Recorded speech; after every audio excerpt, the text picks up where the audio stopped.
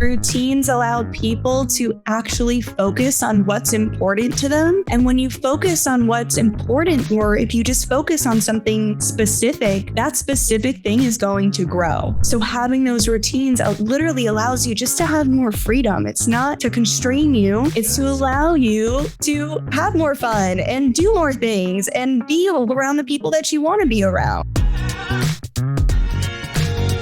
Oftentimes, routines make people think of something boring or a habit or a checklist, but oftentimes we drastically overlook the power a positive morning and evening routine can have on far more than just our personal health, right? If you do these things, you can have more energy, you can have more focus, which then carry over into our professional lives and ideally into our sales lives, which is why I'm so pumped to have Melissa Gaglione on the call today.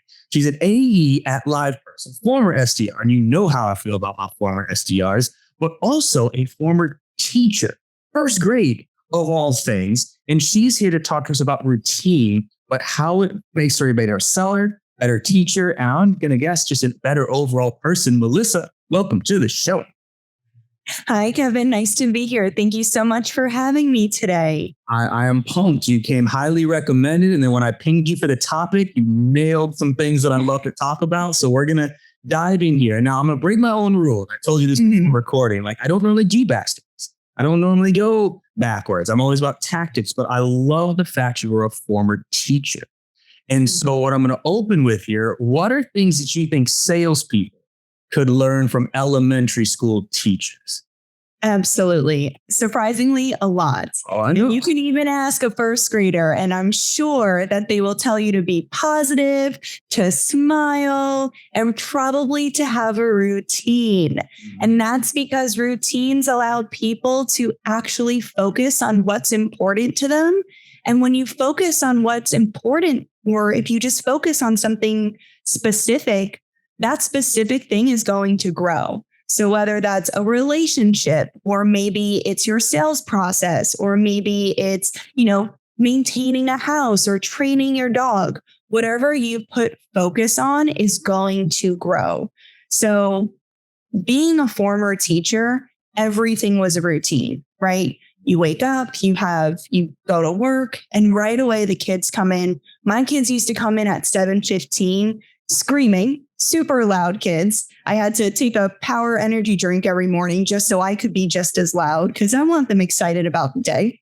And from 7:15 to 2:30, you're on a strict routine. You need to make sure that you're teaching the right subjects at the right time, making sure that you're staying to schedule, because if you're not, the kids are going to suffer. So having that responsibility so early on in a career influenced me to make sure that, hey, morning routines, even afternoon routines, and even night routines are really important because it allows you to stay consistent, but also achieve all the other things that you want to do.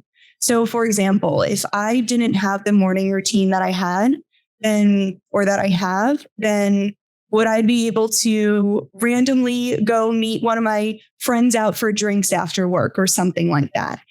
It just allows me to actually have more freedom rather than feel like I'm all over the place doing this and that. And, oh man, I forgot to change the laundry out, or, oh, I can't go meet up with my friend because I have X amount of things that I need to do. So having those routines literally allows you just to have more freedom. It's not to constrain you.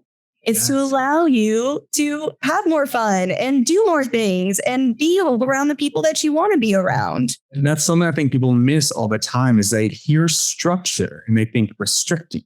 When actually structure provides the flexibility to be free, to have more free time because you're actually structured in it. And funny enough, and I've talked about this a lot, I think this is why a lot of people struggle when they first get into their work life, because things have been so structured for so long. All through grade school, showed up at a certain time, class was taught at a certain time, you knew what you had to learn, you went and did it. You get to high school, classes at a certain time, you're told what to do, you do it.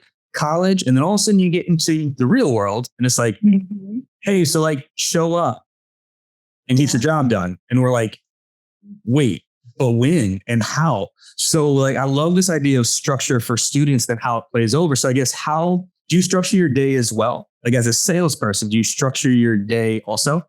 It has to be really fluid, just because the days can often change.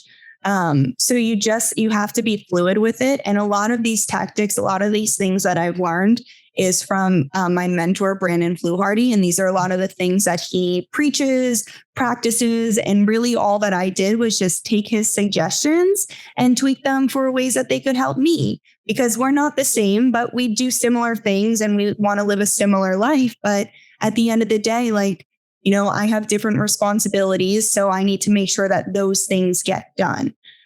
So you definitely want to be fluid throughout your days, and adjust accordingly. But just understanding that you can't control everything. And so there are certain times of the day where it's going to be structured, like my mornings, and other times of the day where I have to be fluid.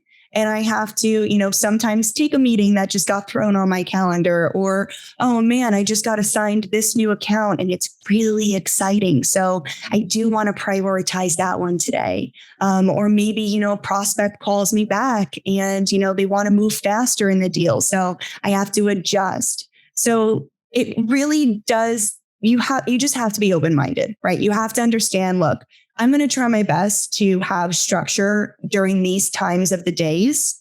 For me, it's before work and after work, because I can control those times.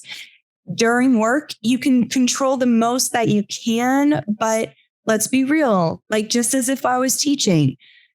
If I needed to go to PE and I had a student who, was having a mental breakdown and they were, losing it, then I had to adjust. You have to make these quick moments of going, okay, this might not work today. Let me take a step back. Let me see what I need to do, evaluate the situation, prioritize the situation, and then execute. And that's really what I learned a lot when I was teaching, was you don't have time to say, wait, this isn't according to plan. I have to adjust.